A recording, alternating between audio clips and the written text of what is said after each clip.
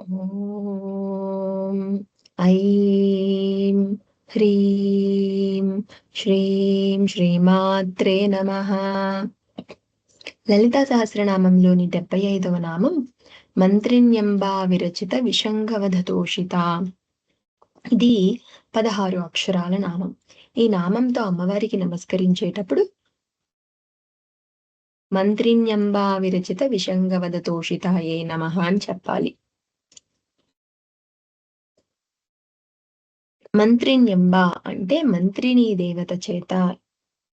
మంత్రిని దేవత ఎవరు అంటే ఇంతకు ముందే చూసాం, శ్యామలాదేవి ఈ మంత్రిని దేవి. మంత్రిని దేవత చేత విరచిత చేయబడిన విషంగ వధ విషంగవధను విని తోషిత సంతోషించింది.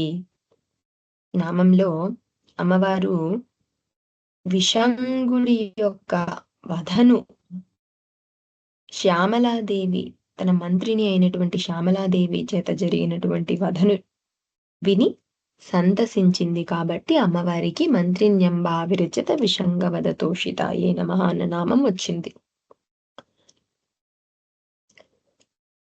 సంగం అంటే రాగం, విషంగం అంటే వికటించిన రాగం.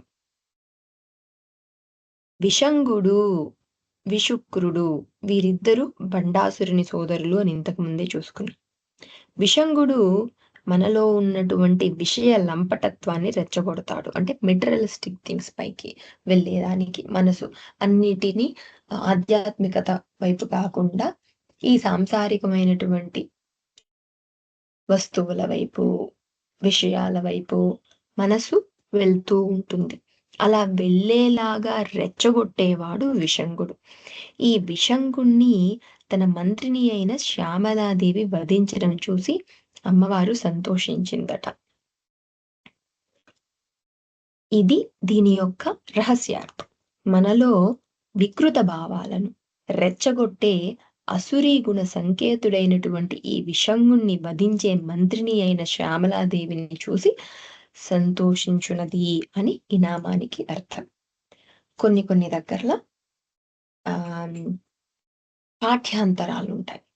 శ్యామలాదేవి విషంగుణ్ణి వధించింది అని, వారాహిదేవి విశుక్రుణ్ణి అని. ఇంకొన్ని పుస్తకాల్లో చంద్రశేఖర సరస్వతి స్వామి వారు కొద్దిమంది ఉపాసకులకి చెప్పిన విధంగా విశుక్రుడు మంత్రిని అయినటువంటి శ్యామలాదేవి చేత వధింపబడ్డారని, విషంగుడు వారాహి దేవత చేత వధించబడ్డారు అని.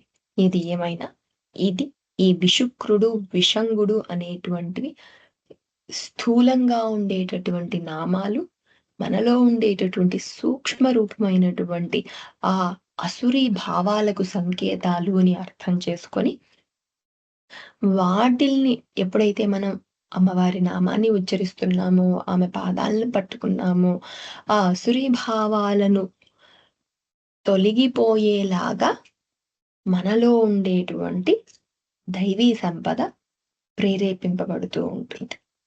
ఏతత్ సర్వం ఫలం శ్రీ సద్గురు చరణారవిందార్పణమస్తు.